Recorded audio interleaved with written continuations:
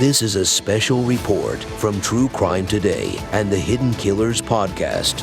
Bombshell allegations dropping today in the world of Alex Murdaugh as his attorneys request a new trial with very legit concerns and reasoning for the request. According to the filing, Colton County Clerk of Court Rebecca Hill instructed jurors not to be misled by evidence presented in the Murdaugh defense. She told jurors not to be, quote, fooled by Mr. Murdaugh's testimony in his own defense.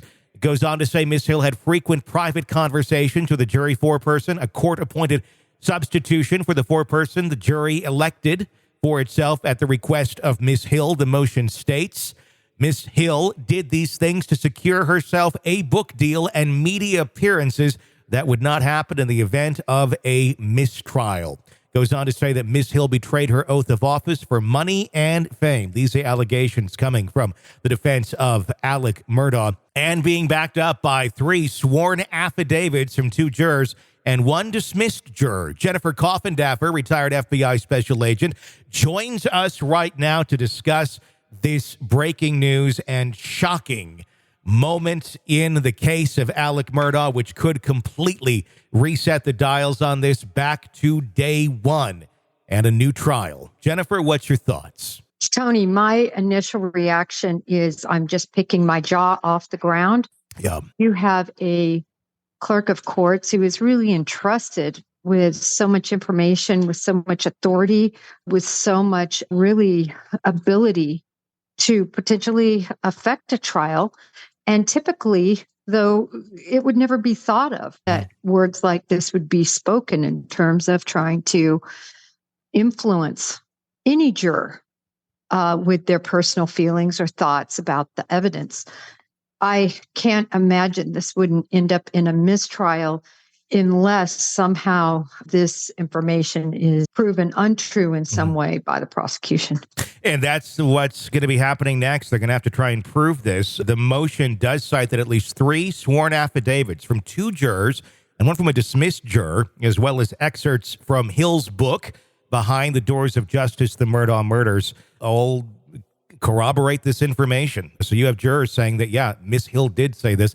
In part of the affidavit, it says Miss Hill told juror number 785 that everything Mr. Murdaugh has said has been lies and that I should forget about the guns. They'll never be seen again. Miss Hill then told juror number 785 about the views of the rest of the jury, telling her that if the foreperson would just go in and ask for a raise of hands, that this would be done and over with. And everyone needs to be on the same page. This is really shocking stuff. I mean, this is 100% tampering with a jury. And if true, I think has implications, obviously, not only for this case, but any case that has gone through this courtroom where she is the clerk. 100%. The first thing that came to mind in terms of this was just that. What other cases could she have possibly affected? What other conversations did she possibly have with jurors? This could go very deep. Again, we haven't seen, but we've got sworn affidavits, but I want to see what happens when the judge has them under oath, because I think that's what the judge will do, is have them take the stand and, be questioned under oath about all of this. Sure. These allegations have now been made, and they are bombshell to the letter. What happens next here? Is this going now to another hearing where the judge will then obviously hear these arguments? How quickly does it take for a judge then to make a decision that, yeah, this is a mistrial, or we're going to need to do this again in some way, shape, or form? The judge is going to have to evaluate after the prosecution has their say in terms of whether this information is true and accurate, and after they have a chance to examine these witnesses. And I believe the judge might even have questions of these witnesses, because I can tell you that judges and their clerks and the clerks that are involved in the courts have a very close relationship with everybody involved. This is very rare and something, quite frankly, I've never heard of or seen. Yeah. How would it be easy for a judge not to realize your clerk of court is saying these things, especially if they're being done and the way I'm reading it, passive, hey, this is what I'm thinking sort of way. And just, obviously you can't do that, but it doesn't seem like it was in an official capacity of let's go in front of the jury and say all this, but let's say it to specific people so that we can kind of influence here and there. That's what he needs to get to the bottom of. First of all, if this was said, in my opinion, in any capacity, whether it was in the bathroom, whether it was in the lunch line, whether it was in passing, it's completely inappropriate, especially for someone in her capacity. And I think it would really nullify this verdict. I can't see it any other way. The only other possibility is, were any of these jurors influenced to say this and they get on the stand and they say, I didn't really say it that way, didn't even really say it at all. Barring that happening, Tony, I think this is very significant. Where does this put Alec then on the other charges that are being held against him? Initially, we heard that he was going to plead guilty, but then that kind of was put on pause. I'm going to guess it's because of this revelation to come out that he could, if this is retried, he could be found not guilty of murdering his wife and son. And then you have all the other charges, which could certainly put him away for life. I'm wondering, is he going to try and play another long game on this of, let's see if we can get away with everything? The federal charges are, of course, in a completely different judicial venue, completely different set of facts, different in every regard.